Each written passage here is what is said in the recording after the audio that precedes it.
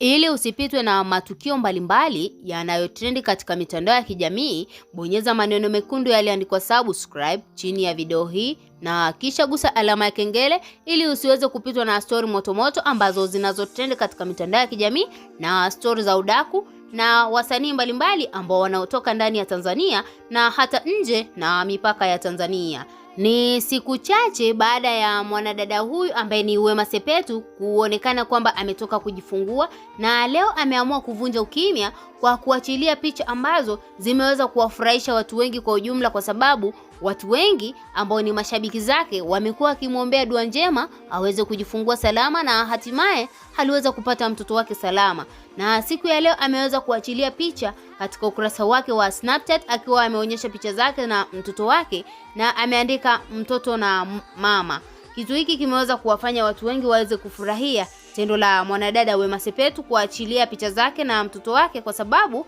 watu wengi walidhani kwamba mwanamke huyu ana fake maisha, kwa sababu walidhani hataweza kumuonyesha mtoto ule pale ambapo alikwisha kujifungua, kwa sababu watu wengi wamekuwa akimsema katika mitandao ya kijamii ya kuwa yani amezeeka, na licha ya kuzeeka hataweza kulea mtoto kwa sababu amezoea kulea yule mbwa wake ambaye ni Manunu. Na kama unavyokumbuka, mwanamke huyu amekuwa akimlea yule mbwa wake ambaye ni Manunu na kuandika katika mitandao ya kijamii yani yeye Manunu ndio mtu ambaye anaweza kumpa furaha au ndio kitu pekee ambacho alichoweza kukibakiza katika dunia hii. Na kama unavyokumbuka tena, kwa upande mwingine, mwanamke huyu amekuwa ni mtu ambaye akipitia wakati mgumu katika mitandao ya kijamii, kwa sababu hata Gen Z hivi karibuni wameweza kumshtumu kwamba yani anafanya vitu ambavyo havistahili au vitu ambavyo vinamshushia heshima yake kama mwanamke ambaye ni superstar wa hapa Tanzania na hata nje na Tanzania. Je, unahisi kwamba mwanadada Wema Sepetu